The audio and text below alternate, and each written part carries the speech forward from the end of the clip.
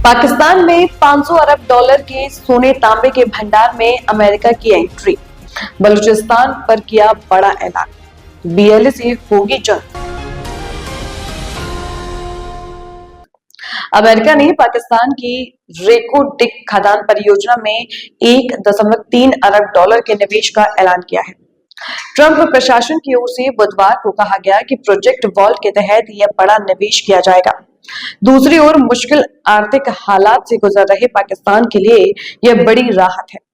यह निवेश उसकी अर्थव्यवस्था को रफ्तार दे सकता है। हालांकि इस इलाके में पाकिस्तानी सेना को विद्रोही गुट बीएलए से चुनौती मिल रही है।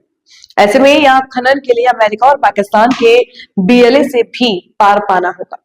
बीएलए बलूचिस्तान की खनिज संपदा को दूसरे देशों में देने का विरोध करता रहा। अमेरिकी विदेश विभाग ने अपने प्रोजेक्ट वोल्ट का मकसद महत्वपूर्ण खनिजों और दुर्लभ धातुओं के लिए वैश्विक बाजार को नया आकार देना बताया है। विदेश विभाग की ओर से कहा गया है कि रेको डिक प्रोजेक्ट वॉल्ट के लिए अमेरिका के बाहर किया गया एकमात्र निवेश है। प्रोजेक्ट वॉल्ट की घोषणा डोनाल्ड ट्रंप ने इसी महीने 2 फरवरी को की है।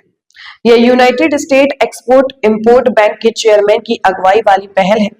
इसमें एक्सिम के नए प्रोजेक्ट के लिए 10 अरब डॉलर के लोन को मंजूरी दी है, जो इस एजेंसी की ओर से दिए गए सबसे बड़े लोन में से एक है।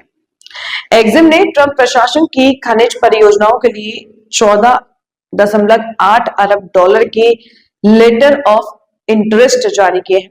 महत्वपूर्ण खनिज पोर्टफोलियो के लिए एक्सिम ने कई लेन देन को मंजूरी दी है, जिसमें पाकिस्तान के लिए 1.3 अरब डॉलर शामिल है।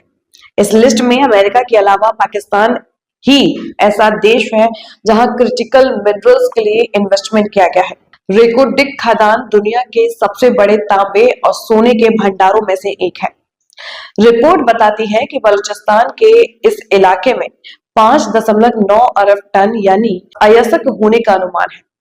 इस भंडार में 0.41% तांबा और 41.5 मिलियन ओंस सोना है। यह मात्रा इस खदान की अहमियत बढ़ाती है। रेको डिक इलाका चगाई ज्वालामुखी पहाड़ों की श्रृंखला में कुछ बचे हुए ज्वालामुखी केंद्रों में से एक है। साल 2011 में यह खदान पाकिस्तान और टेथियन कॉपर कंपनी के बीच कानूनी विवाद का केंद्र बन गई थी।